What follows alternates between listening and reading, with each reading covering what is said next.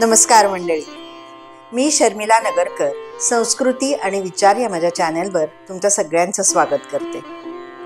2-3 दिवसापूर्वीच रंगपंचमी झाली आहे आणि वसंत ऋतूचं आगमन होतंय. उष्मा वाढायला लागलाय, तसं सकाळी पहाटे कोकिळेचा आवाज पण यायला लागलाय. मोगऱ्याचा वास येतोय आणि हे सगळं असताना आता चाहूल लागतेय ती गुढीपाडव्याची. गुढीपाडवा म्हटला की सगळ्यांच्या डोळ्यासमोर येतं ते राम नवरात्र आणि रामनवमी. अहो, सनातन धर्मियांच्या दिवसाची सुरुवात राम राम म्हणून होते आणि आयुष्याचा शेवट हा रामनाम सत्य आहे म्हणून होतो. त्याच्या नसानसात भरलेला राम आहे आणि त्याच रामाचं हे नवरात्र. या नवरात्रामध्ये रामरक्षा सिद्ध करण्याला फार मोठं महत्त्व आहे आणि ते जाणून घेण्यासाठीच आज आपल्याकडे श्रीयुत जयंत रामचंद्र झरेकर सर आलेले आहेत. झरेकर सरांची ओळख करून देते. सरांचं शिक्षण BA सायकॉलॉजी आणि मेकॅनिकल डिप्लोमा असं आहे. ज्योतिष, वास्तुशास्त्र, रेकी, रमल, लोलकविद्या, संमोहनशास्त्र अशा अनेक विद्यांचा त्यांचा अभ्यास आहे. गुळवणी महाराजांकडून त्यांनी कुंडलिनी जागृतीची दीक्षा घेतलेली आहे. तसंच दशमहाविद्या, श्रीविद्या, सोहम ध्यान, शाबरी विद्यांची पण त्यांनी दीक्षा घेतलेली आहे. या साधनांचे ते मार्गदर्शनही करतात. तसंच गेले 50 वर्ष बीजमंत्रांची देखील त्यांची साधना आहे आणि त्याचे देखील ते मार्गदर्शन करतात. नमस्कार सर. राम नवरात्राचा विषय निघाला तर पहिला मी असं सरांना विचारेन की रामरक्षा या मंत्राची उत्पत्ती किंवा हे स्तोत्र मंत्र असं दोन्ही म्हटलं जातं, तर त्याची उत्पत्तीची काय कथा आहे ती आम्हाला सांगा. रामरक्षा स्तोत्र हे श्री शिवशंकर आणि बुधकौशिक ऋषींना स्वप्नात येऊन सांगितलं अशी ती कथा आहे. त्याच्याही मागे थोडा अधिक विस्तारपूर्ण कथा आहे की वाल्मिकींनी जेव्हा रामायण लिहिलं ते 1,00,000 श्लोकाचं वगैरे झालं आणि त्याच्यातले श्लोक इतके अगदी ज्याला म्हणतो प्रभावी होते. त्यामुळे सर्वांना त्या संपूर्ण जे रामायण आपल्याला हवं असं वाटायला लागलं. मग ते देव, दानव, मानव हे सगळे ते शिवशंकराकडे गेले आणि ते म्हणजे भांडायला लागले सर्वजण की आम्हाला हवंय, आम्हाला हवंय. मग ते शिवशंकरांकडे गेले. मग शिवशंकरांनी मग त्याचे 3 हिस्से करून तिघांना दिले. देवाने 1/3, मानवाला 1/3 आणि दानवाला 1/3. पण गंमत अशी झाली की 1,00,000 वगैरे ही जी संख्या ती सम आहे, ती विषम नाही. तेव्हा त्याचे 3 हिस्से करता येणं झाले. मग हे करता करता मग शेवटी शिवशंकरांनी त्या तिघांना 3 हिस्से करून दिले. राहिली जे 2 अक्षरे आहेत ती त्यांनी ते स्वतःसाठी स्वतःकडे ठेवली राम म्हणून. राम म्हणजे आपण ते राम म्हणतो, खरे एकच अक्षर राहिले ते. कारण 1,00,000 श्लोकामध्ये 99,999 श्लोक या तिघांना 33,333 या प्रकारे वाटून दिले. बरोबर. राहिलं एकच अक्षर, ते म्हणजे राम. मग तो एक अक्षर राहिलं ते म्हणजे राम. र म्हणजे आपण राम म्हणतो ते खरं राम अक्षर आहे. रला काना रा, त्याच्यावर अनुस्वार राम. राम ही बीजाक्षर आहे, बीज आहे. आणि प्रत्येक बीजाक्षर अनुस्वार असतो, त्यामुळे ते राम आहे, राम. मग तेवढं एक अक्षर त्यांनी स्वतःच ठेवलं. मग या तिघांना कळलं की हे अक्षर जे शिवशंकर जर स्वतःकडे ठेवतायत म्हणजे त्यात काहीतरी महत्वाचं आहे. कारण शिवशंकर उगीच असं वाटेल ते अक्षर स्वतःकडे ठेवणार नाही. अगदी बरोबर. त्यामुळे त्यांनी मग सर्वांना ते अक्षराचं रहस्य जाणून घेण्यासाठी सगळे शिवशंकराकडे पुन्हा गेले की तुम्ही जे ठेवलंय ते नेमकं काय आहे. तर शिवशंकर त्यावेळेला ध्यानात होते, काहीतरी साधनेत किंवा उपासनेत होते, ध्यानात होते. ते बसले तिघे ते साधा शिवशंकर समाधीतून बाहेर येण्याची वाट पाहायला लागले. ते बसले बरं आहेत. अर्थात ती शिवशंकरांची समाधी ती आपल्यासारखी काय त्याशी बसले 10 मिनिटांनी उठले, 15 मिनिटांनी उठले असे. त्यांची वर्षानुवर्ष, महिने, अनेक महिने ती समाधी सुरू राहिली. सगळेजण एक वैतागले, शेवटी एक म्हणजे निघून जायला लागले. असं करता करता एकच जण तिथे थांबले, बाकी सगळे निघून गेले. शिवशंकर जेव्हा ध्यानातून बाहेर आले तेव्हा ते थांबले. पण त्याच वेळेला काय झालं की शिवशंकराची वाट बघता बघता त्यालाही झोप लागली आणि ते झोपून गेले. शिवशंकर जेव्हा ध्यानातून बाहेर आले तर त्यांनी बघितलं की बाकी कुणीच नाही इथे, फक्त एकच जण राहिले आणि ते फक्त झोपलेले आहेत. मग शिवशंकरांना त्यांची दया आली किंवा ते कुठल्या इच्छेने थांबले ते त्यांना कळलं. म्हणून त्यांनी काय केलं की ते त्याच्या स्वप्नात गेले आणि त्याच्या स्वप्नामध्ये जाऊन या बीजाक्षराचं महत्व हे एका काही श्लोक तयार करून किंवा म्हणजे स्तोत्र तयार करून त्यांना ते सांगितलं. ते जे थांबलेले होते ऋषी होते त्यांचं नाव होतं बुधकौशिक ऋषी. आणि अशा प्रकारे बुधकौशिक ऋषींना शिवशंकरांनी स्वप्नात जाऊन ही रामरक्षा सांगितली, असे त्याची कथा आहे. खूप छान. काय आहे की कथानूर मधून कुठलीही गोष्ट ना पटकन कळते, आवडते. कारण प्रत्येक माणसामध्ये एक लहान मूल लपलेलं आहे आणि गोष्टी ऐकायला प्रत्येकाला आवडतात. त्यामुळे म्हणून मी मुद्दामून हा प्रश्न विचारला की लोकांना कळावं की रामरक्षा म्हटलं ना की त्याचं असं एक हे आहे की उच्चार खूप त्याचे अवघड आहे, संस्कृत आहे, पटकन म्हणायला जमणार नाही किंवा नीट उच्चार म्हटले गेले नाही तर कदाचित त्याचा चुकीचा परिणाम होऊ शकेल. अशा बऱ्याच लोकांना आहेत मनात हे विचार. तर म्हणून मी म्हटलं की ही कथा सांगून एक आपण थोडंसं टिजनेस थोडासा आणावा म्हणून मी. आणि रामरक्षा स्तोत्र जे आहे ते असं म्हणायला अवघड नाहीये, ते अनुष्टुप छंदातलं आहे, त्यामुळे अगदी सहजपणे गेय आहे, त्याने छानपैकी म्हणता येते. काही श्लोक जे आहेत ते काही स्तोत्र आहेत ती अशी वेगळ्या वेगळ्या छंदात असतात, ती म्हणायला मग त्याचे आरोह अवरोह वगैरे बघावे लागतात. तसं रामरक्षाला नाही, त्यामुळे अगदी लहान मुलांना सुद्धा छानपैकी पाठ होतात, ते म्हणायला लागतात. आता आपण म्हणालात त्याच्यातूनच मला होतं अनुष्टुप छंद म्हणजे नक्की काय आहे? अनुष्टुप म्हणजे छंद म्हणजे 16 अक्षरांची एक ओळ अशी टोटल ते असे 32 अनेक छंद असतात. म्हणजे त्याच्यातला अनुष्टुप छंद हा अगदी प्रॉमिनंटली तो शब्द वापरलेला आहे, कारण तो सोपा आहे, म्हणायला पटदिशी आकलन होणार आहे. अच्छा. आणि सर्वसामान्य लोक आहेत म्हणजे ज्यांचा गायनाचा अभ्यास नाही किंवा शास्त्रीय संगीताचा अभ्यास नाही असेही लोक ते छानपैकी म्हणू शकतात. मग त्यामुळे तो खूप अतिशय सोपा छंद आहे. आणि तुम्हाला गाऊनही म्हणता येतं आणि अगदी सध्या तुम्ही अगदी साधी प्लेन जरी म्हटलं ना तरी त्याच्यामध्ये एक सुंदरसा. पण रामरक्षा म्हणताना एक नादातच ती म्हटली जाते, म्हणजे अथ ध्यानम, त्याच्यानंतर त्याचा चाल बदलते, पुढे परत त्याची चाल बदलते. पुढचं मी विचारेन की रामरक्षेला स्तोत्र म्हणतात तसंच मंत्र पण म्हणतात, तर त्याच्या मागे काय हे आहे? स्तोत्र म्हणजे काय की एखाद्या देवाची स्तुती करणारे जे शब्द किंवा करणाऱ्या ओव्या करणारे श्लोक ज्याच्यात आहेत, स्तुती करणं म्हणजे आपल्याकडे स्तुती का करावी तर एखाद्याला प्रसन्न करण्यासाठी. बरोबर. कुणाकुणा आपलं काम करून घ्यायचं असेल त्याची आपण स्तुती करत असतो. बरोबर. त्याप्रमाणे देवदेवतांना प्रसन्न करण्यासाठी अनेक स्तोत्र लिहिली आहेत, त्यांची स्तुती करणारे ज्या ऋचा लिहिली आहेत त्यांना आपण स्तोत्र म्हणतो. ते स्तोत्र आहे. त्या अर्थाने राम या बीजाक्षराचे किंवा राम या दैवतेची त्याच्यामध्ये स्तुती केलेली आहे. आणि मंत्र याच्यासाठी की त्यामध्ये राम हा बीज मंत्र खूपच वेळ आलेला आहे. आणि राम हा बीज मंत्र त्यात खरा महत्वाचा आहे. स्तुती काय आहे की तसं तुम्ही आत्ताच म्हणालात की लोकांना कथा आवडतात व त्यातली स्तोत्रे आवडतात. आपल्या ऋषीमुनी हेच केलं की प्रत्येक गोष्टी अध्यात्मातल्या ह्या एका कथेच्या माध्यमातून उभ्या केलेल्या आहेत. त्या खरं म्हणजे त्या कथा प्रतिकात्मक आहेत. बरोबर आहे. त्या कथांचा मागचा जो गुह्य अर्थ आहे, गूढ अर्थ आहे, तो लक्षात घेऊन ते म्हणायला हवे आणि त्या अर्थाने ते मंत्र आहेत. मग रामरक्षा स्तोत्राचे असे 4-5 भाग पडतात की पहिला भाग आहे तो तुमचा विनियोगाचा भाग आहे. मग त्याच्यामध्ये सांगितलं जातं की या स्तोत्राचे कर्ते कोण आहेत, ते कर्ते ऋषी आहेत. म्हणजे बुधकौशिक असे श्री रामरक्षा स्तोत्र मंत्रस्य बुधकौशिक ऋषी, म्हणजे या स्तोत्राचे जे कर्ते आहेत, ऋषी म्हणजे कर्ते, ते कर्ते बुधकौशिक ऋषी आहे. मग याचा छंद कुठल्या छंदात म्हणते, मग त्याचा छंदाची माहिती दिली जाते. मग तो अनुष्टुप छंदात आहे. मग याची देवता कोण आहे, ती देवता रामचंद्र देवता किंवा सीता रामचंद्र देवता. या प्रकारे मग त्याची बीज काय. आता यात त्यांनी थोडस संक्षिप्तरित्या सांगितलेलं आहे, पण त्याच्यामध्ये पुन्हा त्याची बीज आहेत, त्याचे शक्ती आहे, त्याचं किलक आहे. किलक सांगितलेलं आहे श्रीमद हनुमान किलक. सीता शक्ती म्हणून सांगितलेलं आहे. पुन्हा त्याचे अस्त्र आहेत. असे अनेक त्याचे प्रकार आहेत. मग त्या म्हणजे रामरक्षा स्तोत्र जर सिद्ध करायचं असेल तर त्या सिद्ध करण्याची मागची शक्ती कोण आहे, ते सीता आहे. आता सीता शक्ती म्हणजे काय याचा मागे गूढ अर्थ आहेत पुन्हा. आणि या स्तोत्राची किल्ली, हे स्तोत्राची मुख्य किल्ली कोण आहे, किलक काय आहे, तर हनुमान आहे.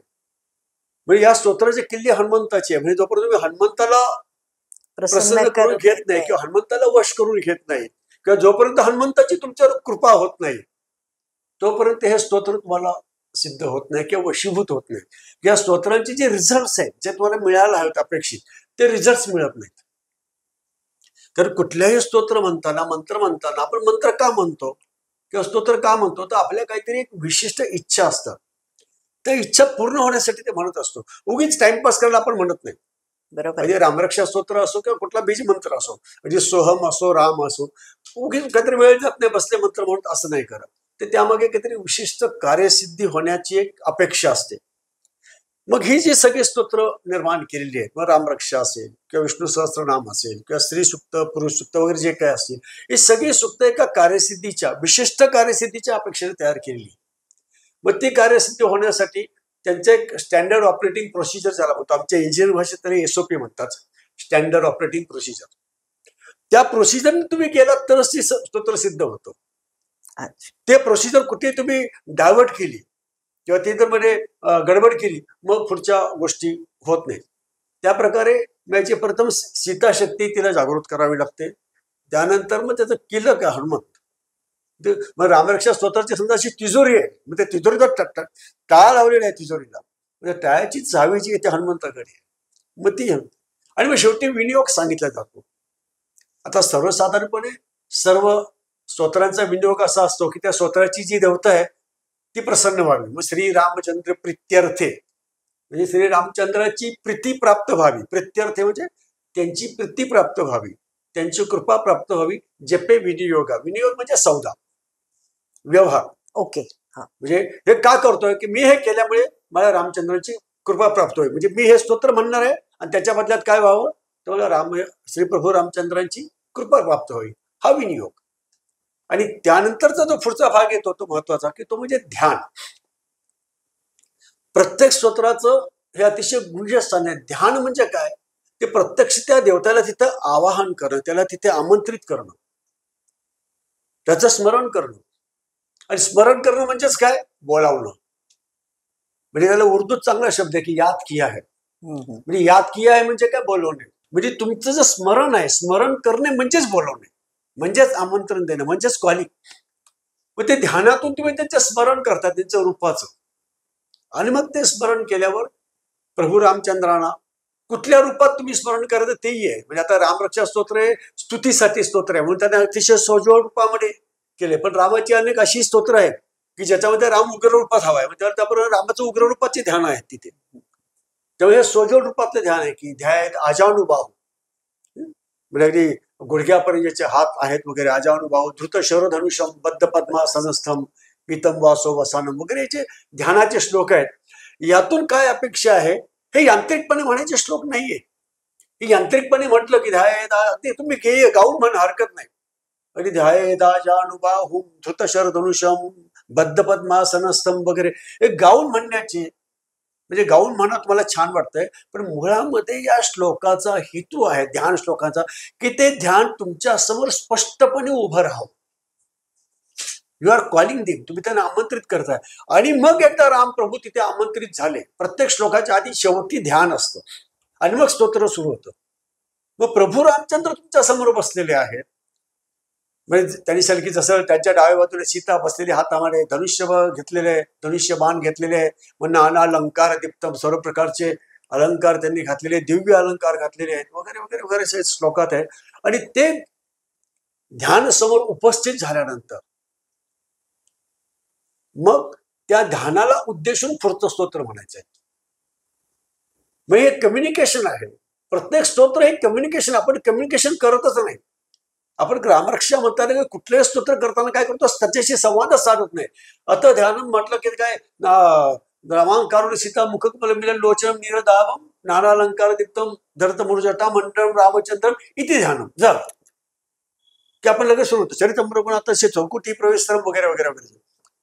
तुम्ही समोर रामाला बघतच नाही आहात. तिथे राम प्रत्यक्षात उपस्थित असायला हवा आणि त्या उपस्थित असलेल्या रामाशी तुम्ही डायलॉग करता हे तुम्ही त्याला सांगताय की तुमचं चरित्र आहे शतकोटी प्रवेशरम आहे. वगैरे वगैरे. मग नंतर त्याला पुढे तुम्ही विनंती करताय की ते जे रक्षा श्लोक आहेत सगळे की शिरो मे राघव पाहतो, हे राघवा तू माझ्या शिराचं रक्षण कर, भालम दशरथात्मजा. हे इथपर्यंत जे एताम रामवलो पेतांबरीचे श्लोक आहेत हे तुमचे कवचात्मक श्लोक आहेत. म्हणजे इथे तुम्ही रक्षण करण्याविषयी सांगितलेले आहे.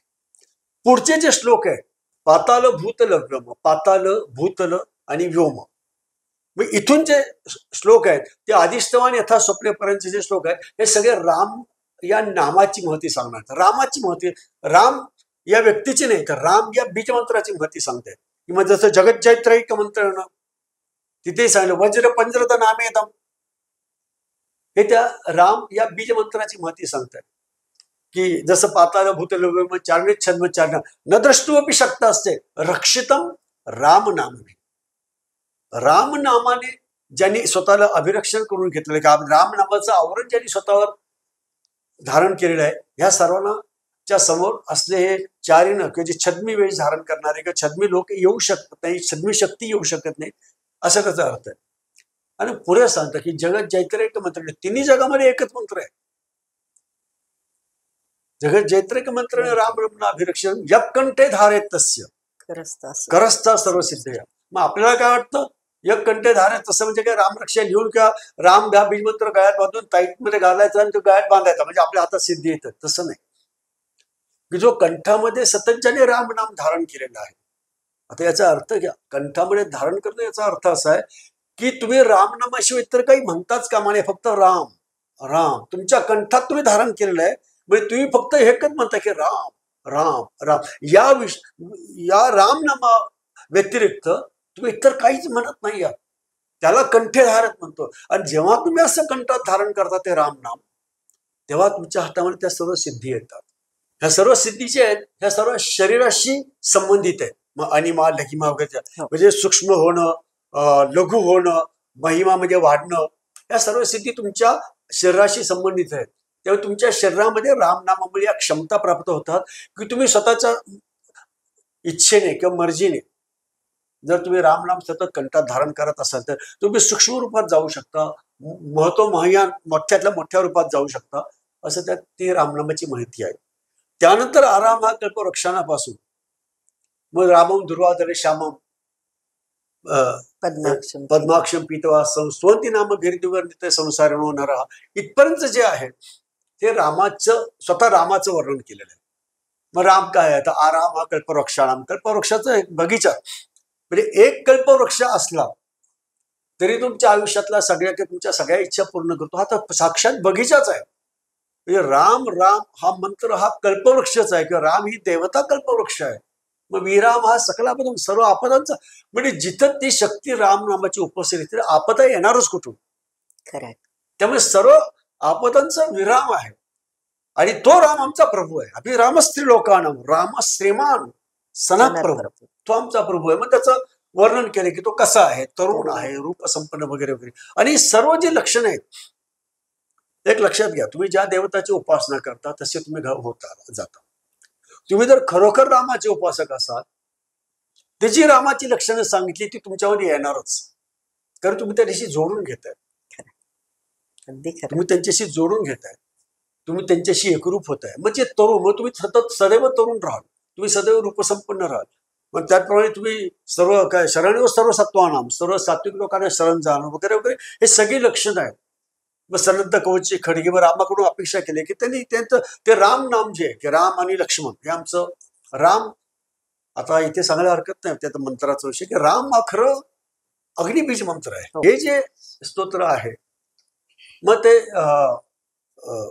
रामम दुर्वाधर श्याम पद्माक्षम पीतवा स्वंती नाम गिरिदिवर ते संसार उडवणारा, हे रामाचं परम वर्णन केले की रामाचं वर्ण कसं आहे तर दुर्वा दल जसं आहे तसा सावळ्या रंगाचा आहे. आणि त्यानंतर जे आहे हे तुम्ही रामनामाचा जागर केलेला आहे आणि रामाला तुम्ही शरण आहात हे तुम्ही सांगितलेलं आहे. पुढच्या संपूर्ण म्हणजे अगदी लोकाभिरमम रंगधीरम राजीव नेत्रम रघुवंशनाथम कारुण्य रूपम करुणाकरंतम श्री रामचंद्रम शरणम प्रपद्ये. आता आपण हे फक्त म्हणतो खरं आपण शरण गेलेलोच नाहीत, किंवा शरण गेलो असतो आज आपण कुठल्या कुठे गेलो असतो हा वेगळा विषय. पण हे सगळे तुम्ही रामाला शरण जाता. मग त्यानंतर मग रामाचं जे मुख्य आहेत की जसे हनुमानजी आहेत, मग वाल्मिकी ऋषी आहेत, यांचा पुन्हा नमस्कार केलेला आहे. आणि त्यानंतर पुढचे श्लोक येतात की भर्जनम भव बीजानाम अर्जनम सुख संपदाम तर्जनम मृतानाम राम रामिति गर्जनम किंवा आपदाम अपहर्तारम दातारम सर्वसंपदा. हे याचे रामाला प्रार्थना केलेली आहे. आणि सगळ्यात शेवटी रामो राजमणी आणि सगळ्यात शेवटच्या ओळीतली प्रार्थना आहे की भो राम माम उद्धर.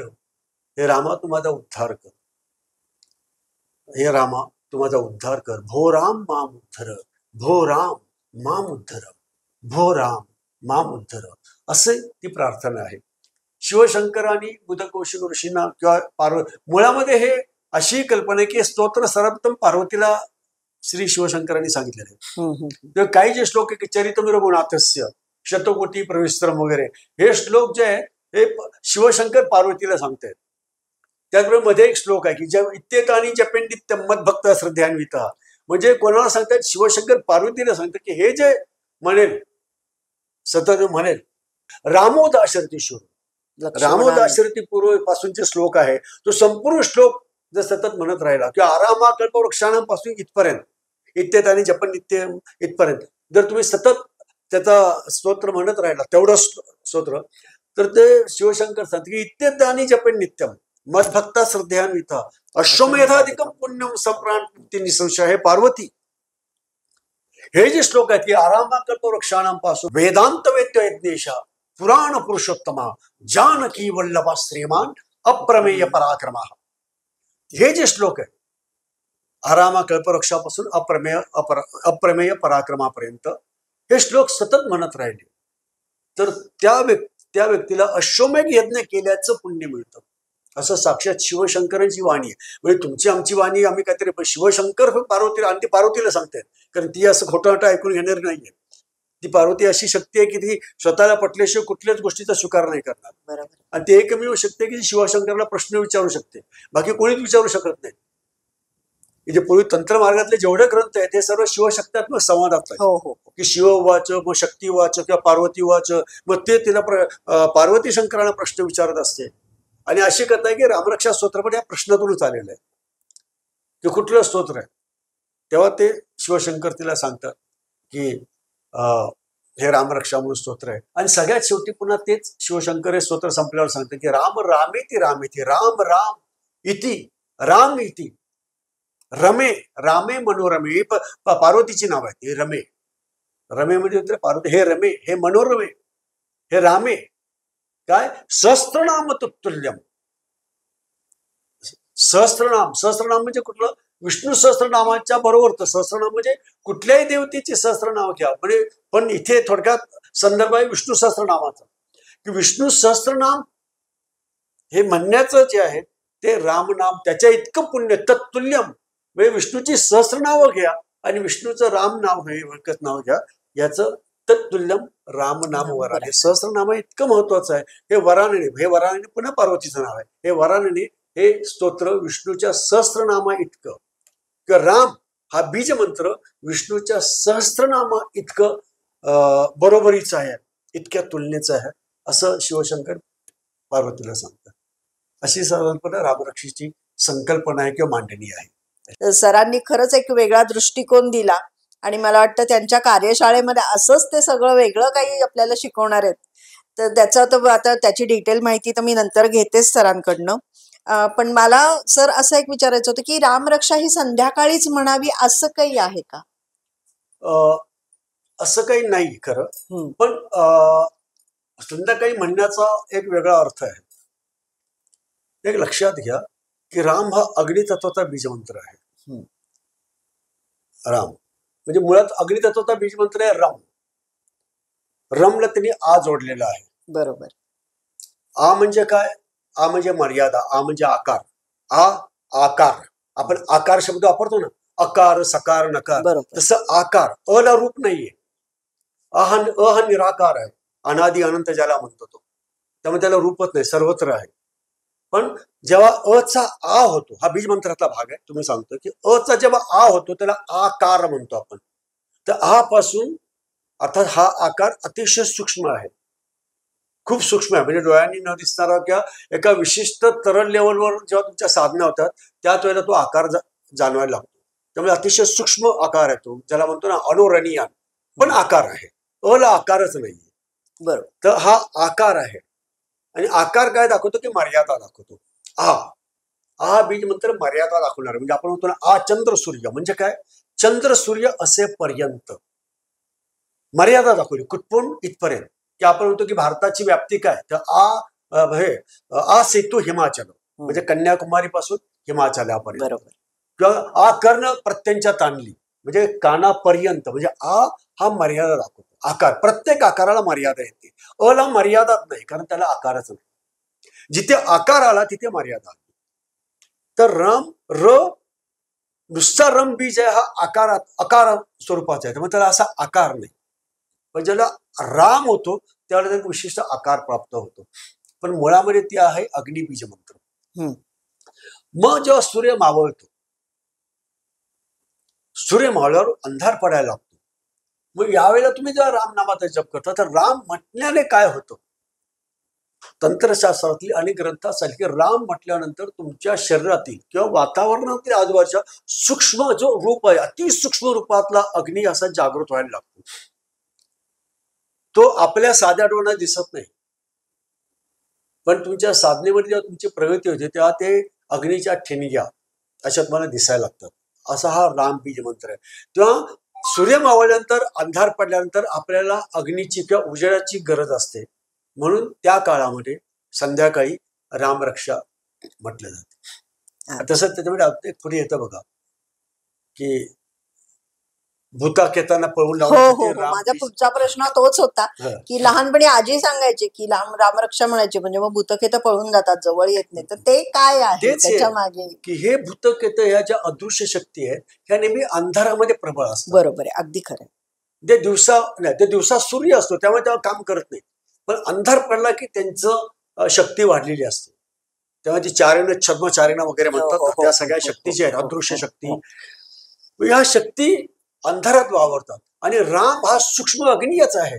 ते ज्यावेळी तुम्ही राम राम राम म्हणताय, लक्षात घ्या की तुम्हाला तो अग्नी दिसत नाही, पण त्या शक्तीला दिसतो. ज्याला तुम्ही राम ऊर्जा आहे, ऊर्जा आहे, तो अग्निरूप जे आहे ते सूक्ष्म अग्नी त्या शक्तीनं जाणवतो, त्या शक्तीनं दिसतो आणि मग ते तिथे थांबत नाही, त्या पळतात. म्हणून आपल्याला सांगतो की राम राम राम राम म्हणा. हो, म्हणजे राम राम राम म्हणा, म्हणजे राम उतरून तुमचं रक्षण करेल की नाही ही गोष्ट वेगळी आहे, पण मुळामध्ये राम राम म्हणताना ते तुमच्यातल्या त्या ठिणग्या जागा होत्या, ते सूक्ष्म स्वरूपातला अग्नी जागृत होतो आणि तो अग्नी त्यांना दिसतो, त्या ज्या शक्ती. मग त्या तिथे अग्नी समोर आला की त्यांची शक्ती किंवा ते निष्प्रभ होतात, ते शक्तिहीन होतात, मग तिथून पळून जातात. म्हणून आपल्याला सांगितलं की राम राम राम म्हणा. अच्छा. अंधारात किंवा भूतप्रेताने तेव्हा इतर अनेक देव आहेत, त्यांची नावं घ्यायला सांगितलं का? कुणी राम राम भूतक त्याच्यासाठी कृष्ण कृष्ण म्हणायला सांगत नाही, शिव शिव म्हणायला सांगत नाही, किंवा लक्ष्मी म्हणा म्हणत नाही, सरस्वती म्हणा म्हणत नाही, फक्त राम म्हणायला सांगितलं. राम अगदी भूत. त्याचं कारण हे की राम हा सूक्ष्म रूपातला अग्नी आहे आणि त्या अग्नीला जागृत करणं, त्या अग्नीला निर्माण केल्याबरोबर या शक्ती निष्प्रभ होतात आणि शक्ती होऊन पळून जातात. रामरक्षा सिद्ध करण्याची नेमकी पद्धत काय आहे? रामरक्षा सिद्ध करण्याच्या अनेक पद्धती सांगितलेल्या आहेत, पण काय आहे की प्रत्येक अक्षराच्या आधी किंवा सिद्ध मुळामध्ये रामरक्षा सिद्ध करणं म्हणजे लोक एका ठराविक म्हणजे शिरोमे राघव पासून पातू रामू खिलम बकू या इथपर्यंत खरं म्हणजे रामरक्षेचे खरे श्लोक आहेत, जे रक्षा करणारे सांगायला श्लोक आहेत. हे जे श्लोक आहेत या प्रत्येक श्लोकाच्या मागे किंवा शिरोमे राघव पातू यांच्या मागे एक एक स्तोत्र सिद्ध करण्याची पद्धत आहे. अच्छा, वेगवेगळा प्रत्येक श्लोक नाही, प्रत्येक नावाला. अच्छा.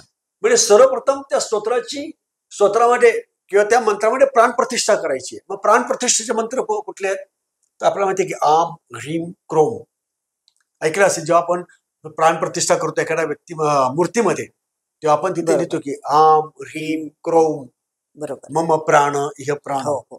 तर आम जसं आता तुम्ही सांगितलं आकार बीज आहे, ह्रीम हे शक्ती बीज किंवा माया बीज आहे आणि क्रोम हे स्थापना करणारे बीज आहे, पाश बीज आहे. तर या मंत्राने केले जातं. मग ते एक शिरो में राघव पातू, आम ह्रीम क्रोम राघवो में शिरो रक्षता. अच्छा. हा पहिल्या दिवशी करायचा बीज मंत्र म्हणजे प्रतिपदेला. असे 9 दिवसांचे 9 वेगळे बीज मंत्र आहेत. अच्छा, हे माहितीच नाहीये. हो, म्हणजे असं भालम दशरथात्मज हा, आम ह्रीम क्रोम दशरथात्मज मे भालम रक्षता. अशा तऱ्हेचे 9 दिवसाचे 9 वेगवेगळे श्लोक आहेत आणि त्या श्लोकातून आम्ही तुम्हाला रामरक्षा कशी सिद्ध करतात मग त्याची पुढे विधी आहे. अच्छा. त्यामुळे फक्त हात बीज मंत्र आम ह्रीम क्रोम हे भालम मे राघव रक्षतात किंवा राघव मे भालम रक्षतात याची किती आवर्तनं करायची. राघव मे शिरो रक्षतात, शिरो मे राघव पातू, तर राघव मे शिरो रक्षतात याचं एक विशिष्ट प्रकारची माहिती असते. अशी रोजच्या प्रतिपदेला हे मंत्र म्हणायचे आहेत आणि मग हे मंत्र मग रामरक्षेची 12 आवर्तनं करायची. मग द्वितीयला दुसरे मंत्र आहेत, पुढचे मंत्र असे करत करत मग त्याच्यामुळे अनेक मंत्र आहेत की ऐम ह्रीम श्रीम आले तर मग राम क्रीम ह्रीम येतं ज्याला आपण रामकृष्ण हरी म्हणतो. ते मुळामध्ये राम ह्रीम क्रीम आहे, ते राम ह्रीम क्रीम हलो या प्रकारे असे सगळे मंत्र म्हणून शेवटचा जो बीज मंत्र आहे जे ज्या दिवशी प्रत्यक्ष त्यामुळे फक्त रामावर येतं. आणि हा अशा प्रकारे आम्ही तुम्हाला शिकवतो. आम्ही जेव्हा ती 9 दिवसाची कार्यशाळा आहे त्याच्यामध्ये आम्ही हे पण शिकवतो. पण रामरक्षा या पद्धतीने सिद्ध करायची असेल. फक्त तुम्ही मेकॅनिकली 12 आवर्तने केली 9 दिवस तर ते त्याने काय होत नाही. तुमची 108 आवर्तन पूर्ण होती. पण अर्थात एक आहे की प्रत्येकाचे काही ना काही परिणाम असतात ती मिळतात. त्यामुळे रामरक्षा तुम्ही अगदी लक्ष न देता म्हटलं तरी त्याचे काही स्वयंभू परिणाम आहेत ते स्तोत्र म्हटल्यामुळे ते तुम्हाला मिळणारच आहे. बरोबर. पण त्याच वेळेला जर तुम्ही त्यात नीट डिटेल तांत्रिकदृष्ट्या जर म्हटली व्यवस्थित अभ्यास करून तर त्याचे 100% परिणाम मिळायला तुम्हाला म्हणत आहे. तर रामरक्षा सिद्ध करण्याचं सर्वसाधारण विधी असं की रोज 9 दिवस रोज 12 वेळा म्हणायची. 9 दिवसात 108 पाठ होतात आणि रामरक्षा सिद्ध होते असं म्हणतात. पण माझं थोडं हे वेगळं हे आहे. अच्छा. बरं, आपल्या कार्यशाळेचं साधारण स्वरूप कसं असणार आहे? कार्यशाळेमध्ये आम्ही जसं आता एक स्थापना करणं प्रत्येक बीजमंत्रावर म्हणजे प्रत्येक म्हणजे अगदी शेवटचा जगी पातू रामो खिलम वपू की आम ह्रीम क्रोम रामो मे अखिलम वपू रक्षतात अशा प्रकारचे प्रत्येक याचे आहेत. प्रत्येक त्याची आम्ही साधना घेतो आणि मग रामरक्षा स्तोत्राचे अनेक गूढ अर्थ आहेत. जसं मी तुम्हाला आता सांगितलं काही गोष्ट की नेमकं काय त्याच्यात गूढार्थ आहेत. त्या एक एक श्लोक जो आहे एक प्रत्येक श्लोकामध्ये एक लक्षात घ्या की आपले ऋषीमुनी जे होते की आपले पूर्वज होते खूप हुशार होते. ते प्रत्यक्षात वरवर दिसणारे एक लिहितात त्याचा गूढार्थ वेगळे असतात म्हणून ते गुरुगम्य साधना असतात. कारण गुरु तुम्हाला ते त्यातले अर्थ सांगतो मर्म सांगतो. मग ती जी मर्म आहे तेवढी आरामा कल्प रक्षानाम विरामा सकला पडाम या श्लोकाचे पण काही मंत्र मर्म आहे की मनोजोम मारतो तुल्य वेगम जितेंद्रिय याचे काही गुह्य मर्म आहेत की जे सामान्य लोकांसाठी उपलब्ध नाही आहेत. कारण ते जर उपलब्ध केलं तर आपल्याकडे काय असतं की अनेक गोष्टी काही नको त्या गोष्टीचा वापर करणारे लोक असतात आणि तुम्ही ते त्याचा वापर करू शकतील. म्हणून ते गुरु आणि गुरु सुद्धा ते योग्य शिष्याला देतो आणि शिष्याची परीक्षा घेतली जाते त्याची एलिजिबिलिटी तपासली जाते की तो योग्य झालाय की नाही. मग त्याला ती दीक्षा दिली जाते. तर रामरक्षा स्तोत्र सुद्धा यातलं महत्वाचं स्तोत्र आहे. तर ते आम्ही तुम्हाला त्याची अनेक गुह्य बीजेची आहेत. गुह्य काय आहे त्याच्यात तुम्हाला दुसऱ्या श्लोकातलं सांगतो म्हणजे तुमच्या लक्षात येईल की म्हणजे कसं गुह्य आहे ते. आपण दुर्गा सप्तशतीचा पाठ करतो त्यात किलक स्तोत्र आहे. तर पहिलाच श्लोक आहे की विशुद्ध ज्ञान देहाय त्रिवेदी दिव्य चक्षुषे श्रेया प्राप्ती निमित्ताय नमा सोमार्ध धारिणी. तर त्याच्यामध्ये बाकी सोमार्ध धारिणी. मग आपण म्हणतो की आपल्याकडे कल्पना आहे की चंद्र धारण केलेले अर्धा चंद्र वगैरे ते खरं ते तसं नाहीये. ते एकटा चंद्र किती जणांना पूर्ण ना सगळ्या. तर ते सोमार्ध याचा अर्थ की चंद्राच्या 16 कला आहेत. म्हणजे एक तर प्रतिपदा ते चतुर्दशी 14 कला, एक पौर्णिमा आणि एक अमावास्या तशा 16 कला आहेत.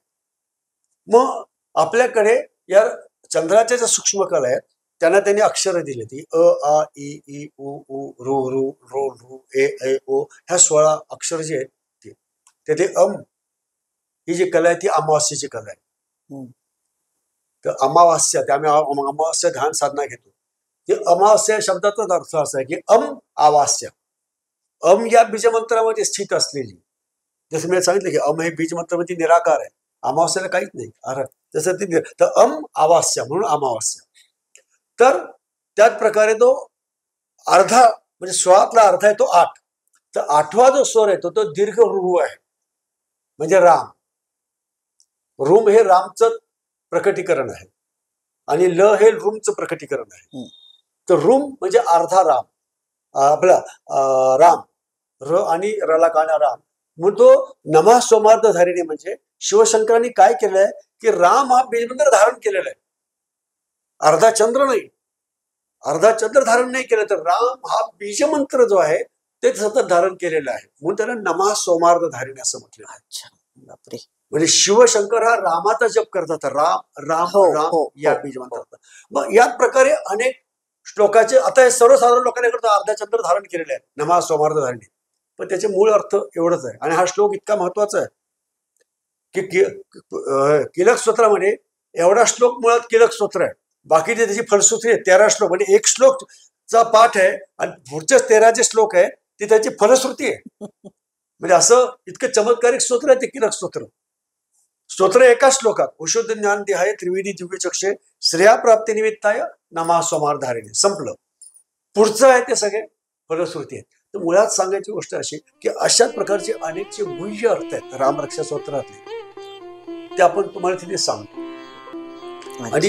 आणि त्याचप्रमाणे रोज आम्ही रामरक्षा ही जी ध्यान सांगितली, जे आता कवचे ध्यान जे आता सांगितलं आम ह्रीम क्रोम या मंत्राने ते करून घ्यायचं. आणि त्यानंतर आम्ही 10च्या 10 दिवस म्हणजे अमावस्येच्या ध्यानपासून रामनवमीपर्यंत असे 10 दिवस रोज पहाटे 5:30 वाजता आम्ही तुम्हाला एक ध्यानाची क्लिप पाठवतो. आणि ती ध्यानाची क्लिप अतिशय, जर आपण म्हणतो ना की म्हणजे तोड नाही तिची, इतकी सुंदर ध्यानाची क्लिप आहे. आणि ती रोज एक वेगळी पाठवतो. म्हणजे तुमचा तो प्रवास आहे, म्हणजे प्रतिपदेची ध्यानाची क्लिप वेगळी, ती तुम्ही रोज एकदा, त्या दिवशी एकदा ऐका, दुसऱ्यांदा ऐका, ते कसे पुन्हा दुसऱ्या दिवशी पहाटे दुसरी, असे रामनवमीपर्यंत. आणि शेवटची जी ध्यानाची क्लिप आहे, वा सुपर, म्हणजे अगदी तुम्हाला राममय करणारी क्लिप आहे. हा तुमचा असा क्रमाक्रमाने चढत जाणारा प्रवास आहे. म्हणजे फक्त ती कार्यशाळा नाही, तर तुमचा जो असा सिलेबस आहे की इथून सुरुवात झाली इथे संपला, अशी ती अतिशय सुंदर कार्यशाळा आहे. आणि त्या ध्यानाच्या क्लिप्स ऐकून आणि हे सगळ्या साधना करून तुम्हाला अगदी जबरदस्त अनुभव येतात. तुम्हाला कळायला लागतं की राम काय आहे, की राम म्हणजे काय, राम रक्षा म्हणजे काय, आणि रामरक्षेचा पाठ करणं म्हणजे काय. अच्छा, मग हे ऑफलाईन ऑनलाईन कसं आपण? आम्ही ऑनलाईन घेतो. ऑनलाईन म्हणजे माझी खूप इच्छा आहे की ऑफलाईन घ्यावी, कारण समोर बसून खूप काही गोष्टी करता येतात. बरोबर. मला स्वतःला सुद्धा काही गोष्टी एखाद्या होत्या, पण काय होतं की ऑनलाईन ऑफलाईन म्हटल्यावर काही मोजकेच, म्हणजे पुण्यात घेतले तर पुण्यातले मोजकेच 20-25 लोक येतील, 30-40-50 लोक येतील, किंवा मुंबईत घेतली तर मुंबईतली येतील. पण ऑफलाईन घेतल्यावर काय होतं की आमच्याकडे म्हणजे त्या कार्यशाळेला USA वरून, आयर्लंड मधून, नेदरलँड मधून, अगदी कॅनडामधून लोक जॉईन होते त्या कार्यशाळेत. आणि म्हणजे सगळीकडे, म्हणजे अगदी भारतात अगदी दिल्ली, नागपूर, जयपूर अशा सगळीकडे जॉईन होतात, पण बाहेरच्या देशातून जॉईन होतात. त्यामुळे आपण ऑनलाईन घेतो. अच्छा. आणि वेळ काय आहे साधारण? वेळ आमची कार्यशाळेची वेळ आहे संध्याकाळी आहे. संध्याकाळी आम्ही 9 ते 10:30 अशी वेळ आहे. आणि ध्यान मात्र पहाटे 5:30ला पाठवलं जातं तुमच्या व्हॉट्सअपवर, ते तुम्ही ऐकून करावं अशी अपेक्षा. अच्छा. आणि याचे रेकॉर्डिंग्स पण मिळतात का? नाही, रेकॉर्डिंग वगैरे देत नाही. कारण काय की पुन्हा त्याचा म्हणजे मिसयूज होतो लोकांचा, लोक रेकॉर्डिंग देत नाही. पण तुम्हाला ध्यानाच्या क्लिप तुम्हाला काय तुमच्याकडे असू शकतात, तुम्ही ते वारंवार इतर, कारण तुमची प्रॉपर्टी आहे. ध्यानाच्या क्लिप आम्ही तुम्हाला देतो, ती वर्षभर कायम वापरू शकता. सर, मला एक विचारायचं होतं की ही कार्यशाळा आपण गेली किती वर्षापासून घेताय, आणि आतापर्यंत या जे तुम्ही इतके वर्ष घेतलेले त्या ह्याच्यात लोकांना त्याचे कसे कसे फायदे झालेले, त्याच्याबद्दल आम्हाला थोडं सांगू शकाल? ही कार्यशाळा अनऑफिशियली अशी बरीच वर्ष घेतली. म्हणजे कोणी आलं, 10-12 लोक जमले, मग सांगणं त्यांना असं ग्रुप वगैरे. पण ऑफिशियली जर आपण होतो तशी 2019 पासून, म्हणजे गेली 5 वर्ष आपण घेतोय. अच्छा. आणि या 5 वर्षामध्ये जवळ प्रत्येक कार्यशाळेमध्ये 70-80 लोक असतातच दरवर्षी. आणि कार्यशाळेचं महत्व नाही सांगत, पण मुळात राम नामाचं, राम या बीजमंत्राचं महत्व आहे की लोकांचे आश्चर्यकारकरित्या अनेक समस्या दूर झालेल्या आहेत. म्हणजे आमच्याकडे एक भाटिया म्हणून गृहस्थ आहेत, त्यांना ऐकायला येत नव्हतं. मग त्यांना ऐकण्याचा प्रॉब्लेम होता, श्रवण यंत्र वगैरे घालून ते ऐकायचे. ही कार्यशाळा केल्यानंतर म्हणजे 9 दिवसाच्या आतच म्हणजे 5व्या-6व्या दिवशीच त्यांचा म्हणजे कार्यक्षेत्रातच त्यांनी अनुभव सांगितला की मला ऐकायला यायला लागले बऱ्यापैकी, म्हणजे श्रवण दोष सुधारला. त्याचप्रमाणे आमची एक विद्यार्थिनी होती, तिला पॅरालिसिसचा अटॅक येऊन गेला होता. 2019 सालीच अटॅक येऊन गेला. त्यावेळेला तिची जी परिस्थिती होती म्हणजे अगदी भयानक होती. ती अशी खूप फ्रस्ट्रेट झाली होती, काहीच करता येत नाही वगैरे, खूप कामाची होती वगैरे, म्हणजे बोलता येत नाही, हातपाय सगळे डोळे पडलेले. मग तिथे कार्यशाळा केली आणि कार्यशाळेतले मंत्र आणि ते ध्यान सत्र जे आपण कार्यशाळेत देतो तिला ऐकायला लागली. आणि आज ती म्हणजे अगदी छानपैकी चालते, जिने चढून वर येते वगैरे. आणि म्हणजे तुम्ही जर ती बोलायला लागली फोनवर तर तुम्हाला कळणार नाही की तिला हा म्हणजे बोलता येत नव्हतं की अटॅक आला. तिथे लोकांचे अनेक म्हणजे राम हा मुळात कल्पवृक्ष त्याने म्हटलेलं तर आराम कल्पवृक्ष ना. कल्पवृक्ष म्हणजे काय की तुम्हाला जे हवंय ते देणारा. त्यामुळे नोकरी म्हणजे मला माहिती आहे की कोरोना काळात अनेकांच्या नोकरी गेल्या, पण ही साधना केल्यानंतर अनेकांची काही म्हणजे ज्या इच्छेने ही साधना केली, जे कार्यशाळेत आले होते की नोकरी हवे, अनेकांना त्यांचे ड्रीम जॉब्स मिळाले. म्हणजे आमच्याकडे व्हिडिओ रेकॉर्डेड म्हणजे हे त्यांनी सांगितलं की ड्रीम जॉब मिळाला. म्हणजे म्हणजे करोना काळामध्ये लोकांना नोकऱ्या मिळत नव्हत्या, आहे त्यांना काढले जात होते, यांना ड्रीम जॉब मिळाले. असे म्हणजे आर्थिक परिस्थिती, शारीरिक मानसिक म्हणजे अनेकांचं मानसिक असंतुलन होतं, अस्वस्थता असायची वगैरे. म्हणजे कार्यशाळेत अनुभव शेअर केले की आम्हाला माहित नाही, आपलं काहीतरी रामरक्षा शिकायचे म्हणून आम्ही कार्यशाळेत आलो, पण आता लक्षात येतंय की आमचं मानसिक संतुलन खूप छान आहे. अस्वस्थता गेली, सतत जी भीती वाटत असायची ती भीती दूर गेली आणि मग आम्हाला छान वाटते, म्हणजे प्रसन्न वाटायला लागले. दोन्ही प्रकारचे म्हणजे विरुद्ध परिणाम कसे होतात. म्हणजे राम हा बीज मंत्र कसा मला बॅलन्स करतो. म्हणजे 1-2 लोक असे होते की त्यांना अतिव झोप यायची. रामरक्षा स्तोत्राच्या कार्यशाळेनंतर त्यांची झोप बॅलन्स झाली किंवा त्यांना हवी तितकी झोप व्हायला, सकाळी छानपैकी त्यांना जाग यायला लागली. जागा झाल्यामुळे प्रसन्न वाटायला लागलं. एरवी काय होतं की आपण सकाळी कधी 8 वाजता उठतो, पण अगदी खूप आळशी, पण त्यांना असं वाटतं की थोडा वेळ झोपलं तरी त्यांची झोप पूर्ण व्हायला लागली. याच्या उलट 2-3 केसेस अशा होत्या की त्यांना रात्री झोप यायची नाही. म्हणजे अक्षरशः विरोधार्थी रिझल्ट येते. त्यांना छानपैकी बॅलन्स झोप यायला लागली. म्हणजे अगदी 3ऱ्या दिवशीच त्यांनी आम्हाला कार्यालयात सांगितलं की मी रोज रात्री मला अस्वस्थ झोप असते की मला झोपच येत नाही, मी तळमळत असतो, पण आज 3रा दिवस आहे आणि मला खरं सांगतो की 3ऱ्या दिवशी मला छान झोप लागायला लागली.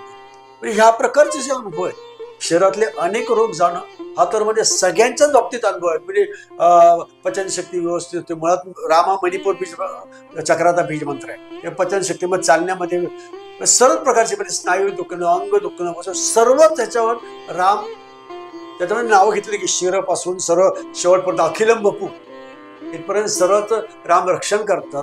म्हणजे त्या ठिकाणी रामाची स्थापना होते आणि तुमच्या सर्व समस्या, मग गुडघेदुखी असेल, चालण्याची समस्या असेल, ऍसिडिटी असेल, सर्व प्रकारच्या समस्या या स्तोत्राच्या पठणाने दूर झाल्याचे आमच्याकडे शेकड्याने अनुभव आहेत. आणि त्यामध्ये अनेक व्हिडिओज पण आहेत. आमच्या साईटवरती व्हिडिओ बघायला मिळतील आणि यांच्यापैकी एकालाही फोर्स केलेलं नाही, त्यांनी स्वतःहून पुढे येऊन दिलेले व्हिडिओ आहेत की आम्हाला शेअर करायचे.